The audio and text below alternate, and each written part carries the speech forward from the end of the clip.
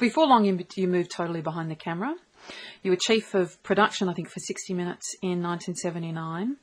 By 1984, you were joint executive producer of Willacy, and then in 1987, you were director of current affairs for Nine. And you've really been credited with the dominance that Nine has had in news and current affairs over that time, and to building up a culture of supremacy. How did you do that? I wouldn't even claim credit for all of that. I had a lot of help from Sam Chisholm, and then from David Leckie, and from Kerry Packer.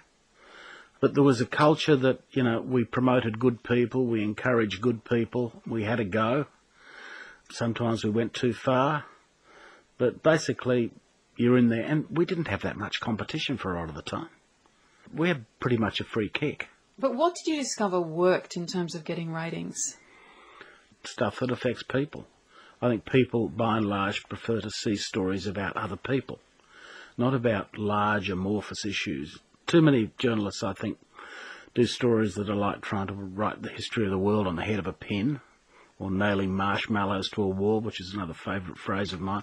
If you can personify a story, if someone can speak for an issue, some person who's caught up in the event, it gives the story focus, it gives it an emotional appeal, and it makes the audience interested. Yes, you've said, what's the point of pushing boring stodge on people before? Well, my father was a clergyman, and I've seen him preach to a few empty churches. It didn't give me a good feeling then, and I don't like the thought now. What denomination was he? Church of England. You're relieved that I didn't say Catholic, aren't you? No. Do you ever go to church still? Yeah, I sometimes go. Sometimes to the Catholic Church now. Why is that? Well, because I'm in Sydney and I don't particularly approve of the Anglican Church in Sydney. What is it about the Anglican Church in Sydney? The way it's run here with the Jensens, it worries me a bit. But you are a Christian? I can't say that I have daily religious thoughts, but I think the sort of Christian ethic has stayed with me, and I think that's because of my father. Does it mean you bring something different to your work in television, aside from a desire to fill the pews? That's the main thing it's taught me. No, I don't think it doesn't. I wouldn't attribute any of my decisions to my background. Because you do face a lot of tough ethical decisions when you're covering news and current affairs about not a lot, intrusion, but you face some. When to intrude, when not to intrude, absolutely. And it's all on a case-by-case basis. There's no sort of rule book you can turn to. So you haven't found that there's been any point at which your kind of private beliefs have conflicted with what you think you should be doing professionally? Not really. Not really. I'm not saying that everything I've done I've been proud of, but... What do you wish you'd done differently? Well,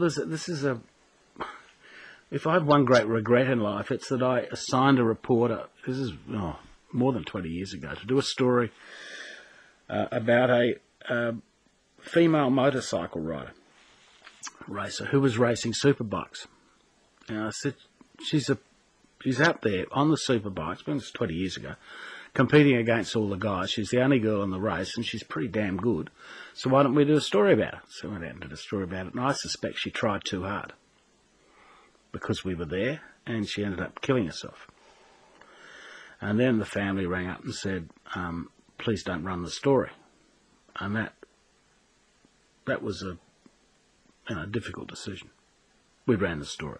We ran the story because it had happened. It was a fatality.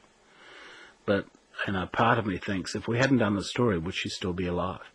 Or would she have lived longer? And that's the one thing I always nominate with, some regret.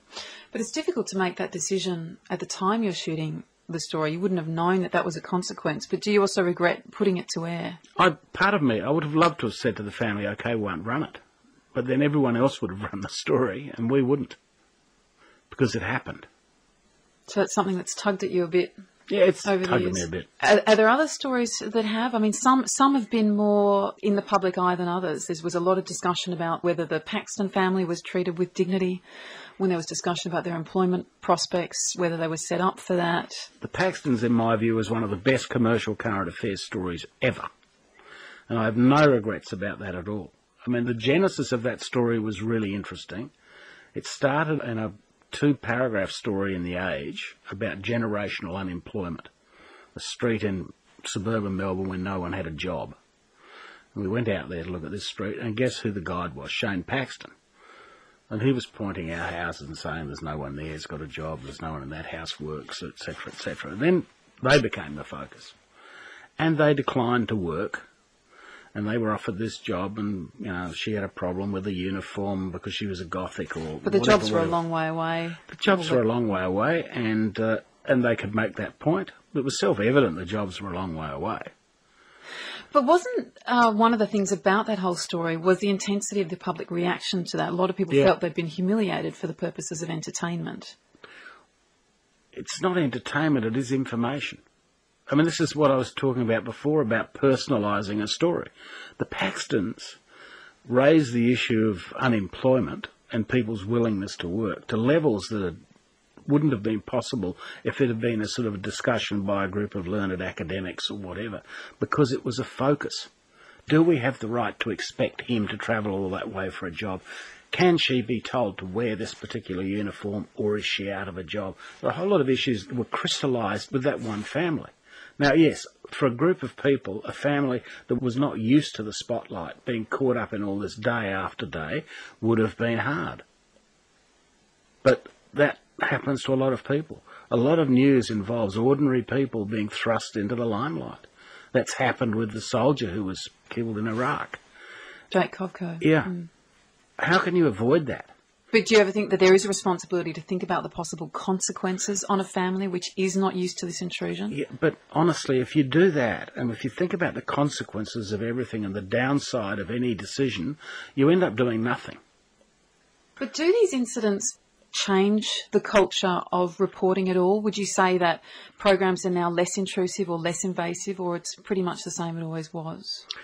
If anything, I think they're probably less invasive, and that's a legislative result as much as anything else. I mean, there are new laws now about the level of intrusion into grief, which I welcome, because our feedback was if you zoom into a widow during a funeral service, it is intrusive. It makes the audience feel awkward. You know, 20 or 30 years ago, I can remember images just being shown to air, which would never make it to air today. 2 examples. Jane Mansfield, an actress, you know, many years ago, was killed in a car accident. In fact, she was decapitated. There were shots fed all around the world of her decapitated head sitting on the car bonnet. Now, we didn't use it here, but they were used elsewhere. That would never even be sent today. The shots of the seal cull, harp seals, they're not shown as graphically as they were. And the famous shot in Vietnam where the South Vietnamese commander executed the Viet Cong guy, we showed. I doubt that it would be shown today, and maybe it should be. And what about the role of checkbook journalism? Is paying for stories as important as it ever was? Even recently we've had the Lincoln Hall story. We've paid for 2. We've paid for Lincoln Hall and Sophie DeLizio, and Eddie bought the Beaconsfield Miners and then fired 100 people to pay for it. But was it worth it in the instance of someone like Lincoln Hall? It was worth it, but when I make a list of all the best interviews that have ever been bought, it wouldn't be near the top of my list. No. It was still $300,000. No, it wasn't $300,000. I have to correct you there. Okay, how much I'm not was it? That's a question worthy of the Daily Telegraph, and I'm not going to answer it. Well, I don't think that. Firstly, we should be casting a slur on the Daily Telegraph. Secondly, if we're talking about checkbook journalism, why can't we know how much it is? Because commercial negotiations are carried out in confidence, that's why. But they're still for stories which are on the public record. The stories that are on the public record, yes, and I think there's a good argument that people should know that a fee has been paid. Whether the amount of the fee is disclosed, I don't think that's as important. It's still a checkbook. And I agree with you that the phrase checkbook journalism does sort of conjure up an image of vultures flying around with checkbooks. It's not an attractive phrase. If we could get rid of it, there's no downside as far as I'm concerned. But we also have to accept the fact that when it comes to the most popular people in any community, the newsreaders, the guys and the women who present this material, are among the most popular and the most trusted in any community.